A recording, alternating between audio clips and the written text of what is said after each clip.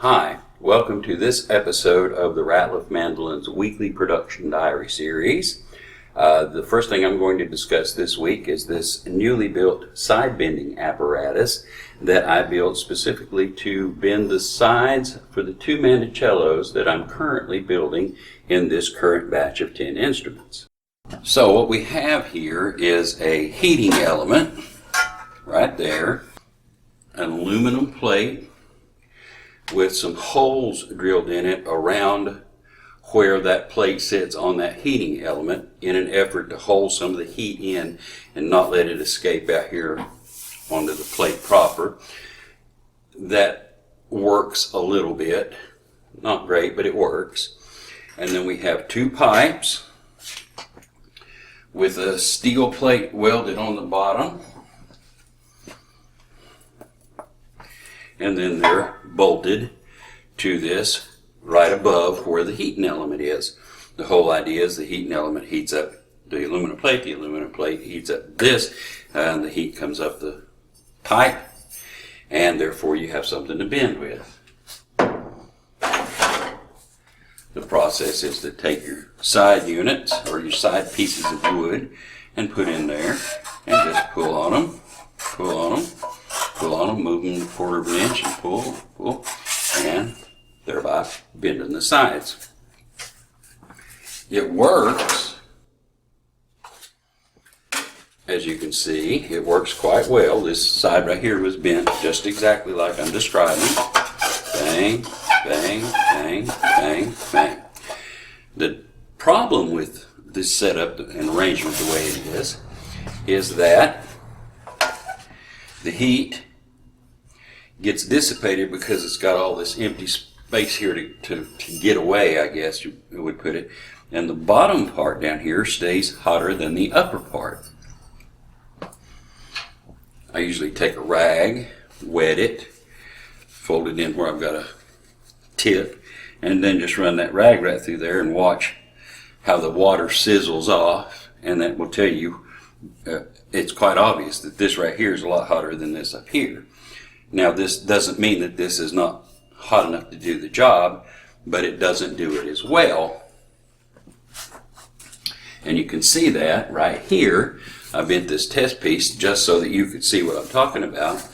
I bent this test piece here with down like this and bent it. Now on the bottom where it got really good and hot, this curve is better maintained than over here where it was on top. It's more relaxed. It didn't get all of the water boiled out of it, or whatever magic happens didn't happen, and so we have a really tight curve and a very loose curve, just like that right there. Now that's pretty easy to combat. I did that by just turning it over. Bend a little here, this way, turn it over, bend a little here, and that's exactly how I bent these sides right here. I would pull a little bit and then turn it over, pull back. And if you're careful enough, as you can see, your sides are relatively straight.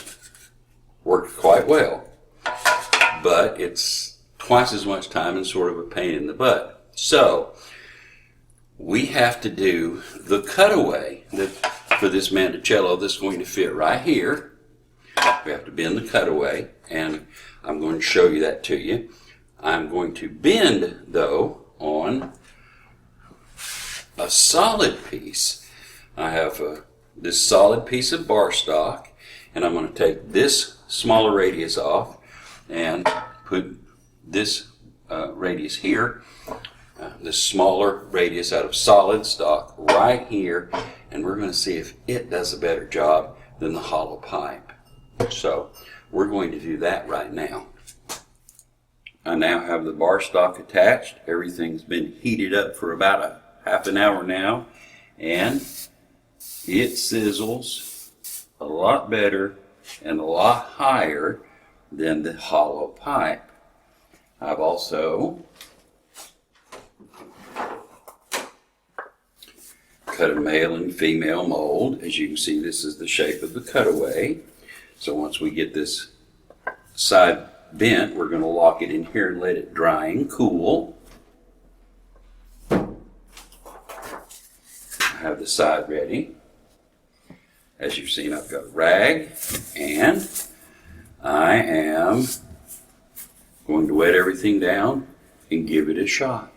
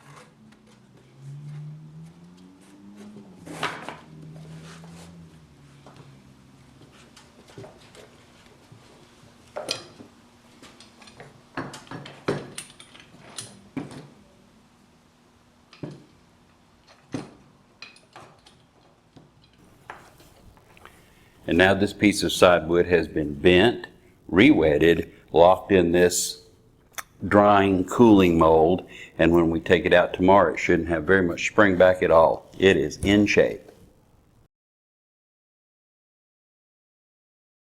And so my opinion of the bender is that it worked adequately with the hollow pipes, worked much better with the side that had the solid bar stock, and so I'll probably will replace the hollow pipe with a bigger piece of bar stock if I ever have to use the bender in the future. And we got our mando-cello sides bent, and we'll move on from there.